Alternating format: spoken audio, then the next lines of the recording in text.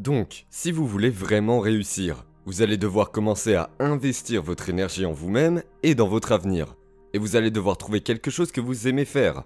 Je suis votre hôte, le Dr Joe Dispenza. Commençons. Il est important pour nous de commencer à examiner certaines des raisons pour lesquelles les gens choisissent leur statut familier au lieu de choisir leur rêve ou leur abondance.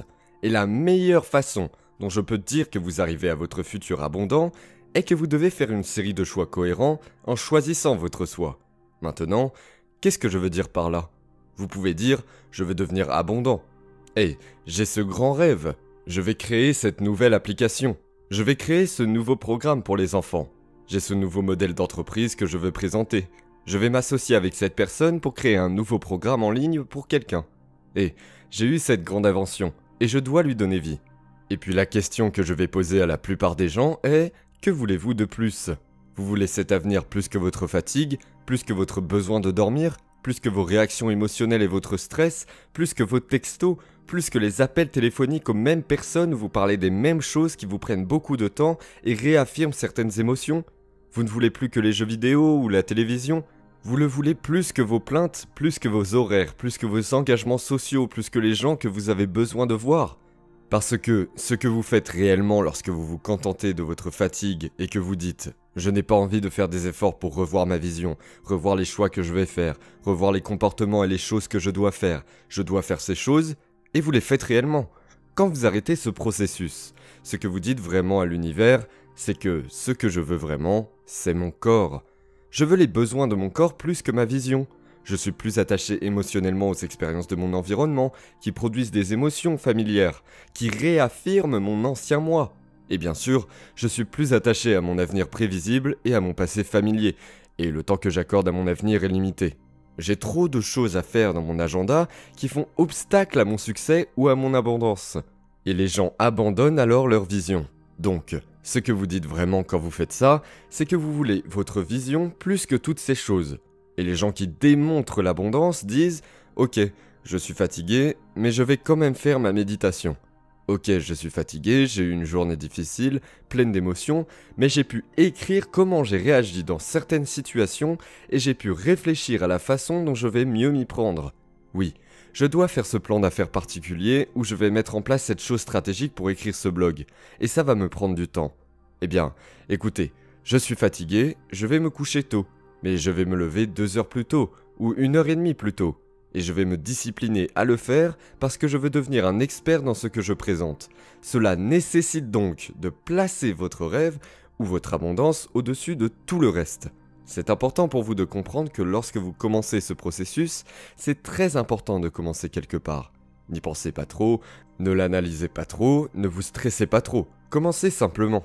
Les recherches montrent que lorsque vous commencez à faire quelque chose, par exemple faire de la musculation ou faire de meilleurs choix alimentaires, ou encore changer un aspect ou une habitude de votre vie, dès que vous commencez à faire cela, vous êtes plus enclin à faire d'autres choix cohérents et pertinents par rapport à ce choix même que vous faites. Ainsi, lorsque vous commencez quelque part, cela commence à vous influencer et à influencer d'autres domaines de votre vie parce que vous devenez conscient que vous voulez commencer à faire ce voyage. Donc, si vous voyez votre journée comme une aventure, et que vous accordez plus de valeur à votre rêve qu'à toutes ces choses que les gens utilisent comme excuses pour se replier dans la médiocrité, quelles sont les qualités? Ils ont une passion, ils sont motivés, ils donnent un sens à ce qu'ils font, ils ont des valeurs fortes, ils s'estiment eux-mêmes, ils valorisent les relations. Le sens de leur action est d'envoyer leurs enfants à l'université sans leur faire payer de prêts étudiants. Leur sens est qu'ils veulent acheter une maison où ils pourront inviter leurs amis en vacances 2 fois par an. Ils ont une valeur et un sens à partager avec d'autres personnes. Ils croient en eux-mêmes, ils croient en cette vision et ils la nourrissent de leur attention chaque jour. Ils la nourrissent de leur passion, ils la nourrissent de leur énergie. Ils s'engagent à prendre des risques et à tenter leur chance. Et ils sont très possédés par ce qu'est leur vision. Et ils ont confiance dans le fait qu'elle va commencer à se déployer de manière imprévisible. Donc, si vous voulez vraiment réussir, vous allez devoir commencer à investir votre énergie en vous-même et dans votre avenir. Et vous allez devoir trouver quelque chose que vous aimez faire, parce que si vous n'aimez pas ce que vous faites, alors votre cœur n'y est pas. Et si votre cœur y est et que vous ne pouvez pas diriger avec votre cœur, alors bien sûr, vous n'aurez pas de passion ou de sens derrière ce que vous faites. Bien sûr, quand vous commencez à incarner cela ou à vous y engager, vous allez devoir commencer à dire non beaucoup plus. Et non, dans mes mots, est une phrase complète. C'est ça. Quand vous dites non, cela signifie que je choisis autre chose que ce que vous me présentez. Et le non peut être fait d'une manière très aimante. Vous pouvez poser une main sur l'épaule de quelqu'un, vous pouvez le regarder dans les yeux et lui dire non, pas aujourd'hui. Pas aujourd'hui, j'ai d'autres choses à faire. Non, pas aujourd'hui, je suis désolé de ne pas pouvoir être là, tu sais, et je ne vais pas aller à la réunion d'accueil ou à l'happy hour. Non, je vais prendre du temps pour moi. C'est honorable pour vous. C'est dire que le sacrifice que vous faites n'est pas tant un sacrifice de quelque chose que vous voulez vraiment. Ce que vous voulez vraiment, c'est votre vision. Donc, ce n'est pas que vous allez blesser quelqu'un, mais ce que vous faites, c'est que vous mettez votre rêve devant d'autres choses.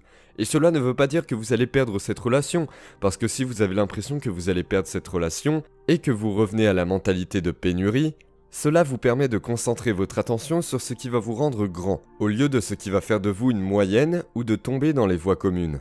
Et certaines personnes diront « Oh, vous êtes égoïste » ou « Vous savez, vous vous mettez au-dessus de tout le monde ». Et dans certaines situations, je pense qu'il y a un équilibre entre prendre soin de soi pour pouvoir prendre soin des autres aussi. Lorsque vous commencez ce processus et que vous aimez ce que vous faites, vous commencez naturellement à penser à la façon dont vous allez entrer dans votre vie. Et cet aspect de commencer à penser à vous et de vous mettre dans l'équation est ce dont je veux parler plus que toute autre chose. Parce que cela va exiger chaque jour que vous surmontiez votre corps avec la fatigue ou les émotions ou les habitudes, que vous surmontiez les conditions dans votre environnement avec vos engagements sociaux. Les choses que vous devez faire, ou vous savez, regarder la télévision, ou aller sur un ordinateur, ou jouer à des jeux vidéo, ou voir certaines personnes et aller à certains endroits et tout cela. Et surmonter les horaires que nous pensons être si importants en surmontant ces aspects chaque jour. Cela signifie que le processus de dépassement vous amène, au fil du temps, à devenir exactement ce que vous voulez. Et quand vous commencez à devenir cette personne, vous commencez à voir que votre rêve de richesse commence à se manifester, ou qu'il commence à se déployer. Et comment se déploie-t-il ? Il se déploie d'une manière que, vous savez, vous n'avez pas forcément anticipé.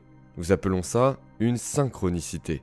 Cela commence par de petits retours d'informations dans votre vie, du genre « Oh mon Dieu, vous avez reçu un appel téléphonique et vous avez l'occasion de suivre ce cours. » Ou quelqu'un vous remet un livre, ou tout d'un coup, des choses commencent à se produire pour vous. Ou vous êtes invité dans un cercle où d'autres personnes sont intéressées par les mêmes choses que vous. Et puis je voudrais conclure tout ça avec ce que j'appelle relever le défi de l'abondance. Et je veux rassembler tout ça pour vous parce que je sais que certaines personnes ne le feront pas, et que d'autres le feront. Et je ne dirais pas que c'est le seul moyen, mais je pense que c'est un moyen d'amener les gens d'un état d'esprit à un autre état d'esprit. Je vais donc vous demander à tous de remplir votre cerveau de connaissances et de lire un livre sur l'abondance. Je me moque de savoir si c'est une personne qui a des conseils pour devenir abondante, ou si c'est une personne qui a commencé sa vie sans rien. Et puis, au fil du temps, elle est devenue extrêmement prospère. Et a ensuite, bien sûr, créé des œuvres de bienfaisance et des organisations pour aider le monde. Mais si vous lisez ce livre, chaque fois que vous rencontrerez une qualité, une caractéristique ou un comportement d'une personne qui a commencé à développer les qualités du succès et de l'abondance, je vais vous demander de les noter, parce que vous devez savoir qu'il y a un certain niveau de persistance, un certain niveau de détermination, un certain niveau de dynamisme, un certain niveau d'application, de réapplication, d'apprentissage à partir des erreurs, de lâcher les choses perdues. Et le processus de lâcher prise est si essentiel parce que lorsque les choses commencent à s'effondrer dans votre vie, ce n'est pas la fin, cela signifie simplement que quelque chose d'autre va se réorganiser. Faites la liste des émotions de gratitude qu'ils ont ressenties chaque jour, les émotions de reconnaissance, de soin, de gentillesse et de respect pour toute la vie, la façon aimante dont ils ont nourri les gens et les personnes qui les ont soutenus. Regardez la façon dont ils pensent ou la façon dont ils pensaient. Regardez ce qu'ils se disent, quelles étaient les conversations ou les discours personnels qu'ils tenaient régulièrement. Et si vous pouvez juste commencer à lister ces pensées, ces actions et ces émotions, quelque chose de naturel va se produire. Et cette propension naturelle, au fur et à mesure que vous vous familiarisez avec ces qualités, vous allez naturellement commencer à vous mettre dans l'équation. Vous allez naturellement commencer à répéter cela. Vous pourriez même le faire. Vous allez commencer à faire semblant dans votre esprit et à planifier vos actions et vos comportements. Et le fait de le faire va soudainement commencer à entraîner votre cerveau et votre corps à ce résultat. Par les mêmes moyens, j'ai vu des entraîneurs dire « je ne peux pas » tellement de fois hier. Ce mot « je ne peux pas » est précisément la seule chose qui empêche la personne d'atteindre ses désirs spécifiques.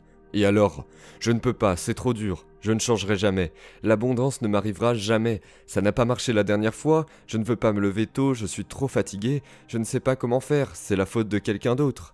Ce sont des pensées que vous devez arracher du jardin de votre esprit. Ce sont des mauvaises herbes qui poussent, qui bloquent votre richesse.